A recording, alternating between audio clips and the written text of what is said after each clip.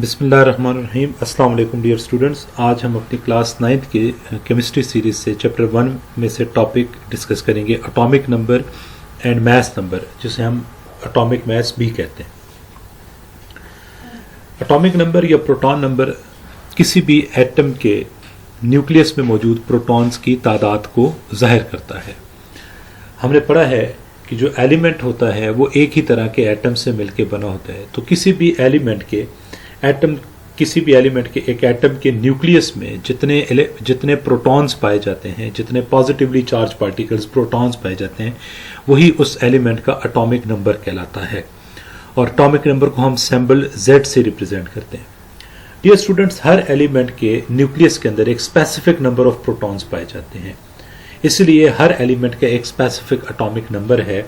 जैसे हाइड्रोजन एक एलिमेंट है पीरियोडिक टेबल का, उसके एक एटम के न्यूक्लियस में एक प्रोटॉन पाया जाता है, इसलिए हाइड्रोजन का एटॉमिक नंबर 1 होगा। अब एक एलिमेंट है कार्बन, उसके जितने भी एटम्स हैं उनके न्यूक्लियस के अंदर प्रोटॉन्स की तादाद 6 होगी। जब प्रोटॉन्स 6 हैं तो कार्बन का एटॉमिक नंबर भी 6 होगा। तो किसी भी एलिमेंट के एटम्स जो हैं उनमें उनके न्यूक्लियस में पाए जाने वाले प्रोटॉन्स की तादाद को हम उसका एटॉमिक नंबर या प्रोटॉन नंबर कहते हैं, और इसे हम सिंबल Z से रिप्रेजेंट करते हैं। किसी भी एलिमेंट के न्यूक्लियस में मौजूद प्रोटॉन्स और न्यूट्रॉन्स की तादाद का मजमुआ उसका एटॉमिक मास कहलाता है, या इसी को हम मास नंबर भी कहते हैं, और इसे हम सिंबल A से रिप्रेजेंट करते हैं। अगर किसी एलिमेंट के न्यूक्लियस में एक प्रोटॉन है और कोई न्यूट्रॉन नहीं है, तो इस फार्मूला के जरिए उसका जो एटॉमिक मास है वो 1 आएगा। आप एटॉमिक नंबर 1 पुट कर देंगे, नंबर ऑफ न्यूट्रॉन्स कोई नहीं, तो 1 + 0 1 आएगा। हमारे पास कार्बन जो एलिमेंट है, इसके न्यूक्लियस के अंदर 6 प्रोटॉन्स और 6 न्यूट्रॉन्स होते हैं। जब हम इसका मास नंबर या एटॉमिक मास कैलकुलेट करेंगे तो नंबर ऑफ प्रोटॉन्स या atomic number 6, number of neutron 6, तो 6 + 6 12, ये हमारे पास एटॉमिक मास ऑफ कार्बन कहलाएगा। तो sum of number of protons and neutrons, sum का मतलब है प्लस करना, तो न्यूट्रॉन्स की तादाद और प्रोटॉन्स की तादाद जो किसी भी एलिमेंट के न्यूक्लियस में मौजूद हों, उनको जब हम प्लस करेंगे, सम अप करेंगे, तो हमारे पास उस एलिमेंट का एटॉमिक मास या मास नंबर आएगा। इससे रिलेटेड क्वेश्चंस जो एग्जाम में पूछे जाते हैं वो आपसे 3 नंबर का न्यूमेरिकल पूछा जाएगा, और वो 2 तरह से पूछा जाता है। ये बुक की एक एग्जांपल है जो मैं आपसे डिस्कस करने लगा हूं। कहते हैं कि element, how many protons and neutrons are there in an atom having A 238 and Z 292। कहते हैं एक एलिमेंट है, एक एलिमेंट का एटम है जिसके लिए A यानी एटॉमिक मास की वैल्यू 238 है, और Z यानी उसके लिए जो प्रोटॉन नंबर या एटॉमिक नंबर है वो 92 है। ये बताइए कि इसके न्यूक्लियस में कितने प्रोटॉन्स और न्यूट्रॉन्स मौजूद हैं। तो सबसे पहले हमें जो डेटा दिया हुआ है हम वो लिख लेते हैं। हमें एटॉमिक मास A दिया हुआ है 238 क्वेश्चन में, एटॉमिक नंबर Z 92 दिया हुआ है। हमने मालूम क्या करना है, वो कहता है how many protons and neutrons, यानी नंबर ऑफ प्रोटॉन्स और नंबर ऑफ न्यूट्रॉन्स हमने मालूम करना है। सबसे पहले हम नंबर ऑफ प्रोटॉन्स मालूम करते हैं। अभी हमने डेफिनेशन पढ़ी, हमने कहा किसी भी एटम के न्यूक्लियस में मौजूद प्रोटॉन्स की तादाद उसका एटॉमिक नंबर कहलाता है। तो हमें यहां पर क्वेश्चन में एटॉमिक नंबर और एटॉमिक नंबर को हमने सिंबल Z से रिप्रेजेंट किया है।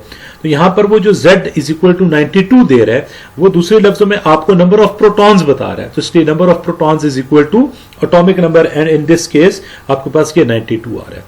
अब एटॉमिक मास हमारे पास number of protons plus number of neutrons की इक्वल होता है, और number of protons atomic number भी होते हैं। तो इसलिए हमने फार्मूला लिखा atomic mass = number of protons plus number of neutrons. अब हमने नंबर ऑफ न्यूट्रॉन्स मालूम करने हैं, तो हम इस फार्मूले को रीअरेंज करेंगे, इक्वेशन को रीअरेंज करेंगे। Number of neutron = atomic mass minus number of protons. अब एटॉमिक मास हमें क्वेश्चन में 238 दिया हुआ है, और एटॉमिक नंबर हमारे पास 92 आया हुआ है। तो 238 में से जब हम 92 माइनस करेंगे तो 146 जो आंसर आएगा, ये इस एटम तरह एक और क्वेश्चन है जिसमें वो आपको कहता है what will be the atomic mass of an element when the number of protons and number of neutrons in its nucleus are 30 and 35 respectively. कहते हैं एक एलिमेंट है, उसका एटॉमिक मास मालूम करो जबकि उसके न्यूक्लियस में मौजूद प्रोटॉन्स की तादाद और न्यूट्रॉन्स की तादाद 30 और 35 है, यानी नंबर ऑफ प्रोटॉन्स 30 हैं और नंबर ऑफ प्रोटॉन्स 30 हैं और नंबर ऑफ न्यूट्रॉन्स आपके पास 35 है। तो सबसे पहले सॉल्यूशन में हम वो डेटा लिखते हैं जो हमें गिवन है, number of protons 30, number of neutrons 35। Atomic mass के मास नंबर हमने मालूम करना है। हम ऊपर पढ़ के आए, atomic mass is equal to number of sum of number of protons and number of neutrons. तो number of protons plus number of neutrons जब हम करेंगे तो हमारे पास एटॉमिक मास आ जाएगा। नंबर ऑफ प्रोटॉन्स इस क्वेश्चन के केस में हमें 30 दिए हुए हैं और number of neutrons, number of protons हमें 30 दिए हुए हैं और नंबर ऑफ न्यूट्रॉन्स हमें 35 दिए हुए हैं। तो 30 प्लस 35 हमने किया तो 65 हमारे पास एटॉमिक मास आ गया। ये इस एलिमेंट का एटॉमिक मास कहलाएगा। एग्जाम में इससे क्वेश्चन किस तरह से पूछा जाएगा, तो दो जो हमने न्यूमेरिकल डिस्कस किए हैं उस तरह का क्वेश्चन आपसे पूछेगा। आपसे कहेगा नंबर ऑफ प्रोटॉन्स और न्यूट्रॉन्स दे देता है, कहता है अब आप उसको एटॉमिक मास कैलकुलेट करके बताओ, या वो आपको एटॉमिक मास और प्रोटॉन नंबर या एटॉमिक नंबर बता देता है, कहता है नंबर ऑफ न्यूट्रॉन्स निकाल के दो। और अगर वो सिंपल क्वेश्चन पूछेगा तो आपसे पूछेगा कि differentiate between atomic number and atomic mass with example. तो जब आप एटॉमिक नंबर की डेफिनेशन लिखेंगे, बताएंगे इसको हम सिंबल Z से रिप्रेजेंट करते हैं, एटॉमिक मास की डेफिनेशन लिखेंगे, इससे हम सिंबल A से रिप्रेजेंट करते हैं और फिर नीचे इन दोनों की 2-3 एग्जांपल्स आप दे देंगे। उम्मीद करता हूं आपको ये लेक्चर समझ आया होगा। किसी किस्म का कोई क्वेश्चन हो तो कमेंट बॉक्स में लिखिएगा, जरूर आपको आंसर मिलेगा। Thank you very much.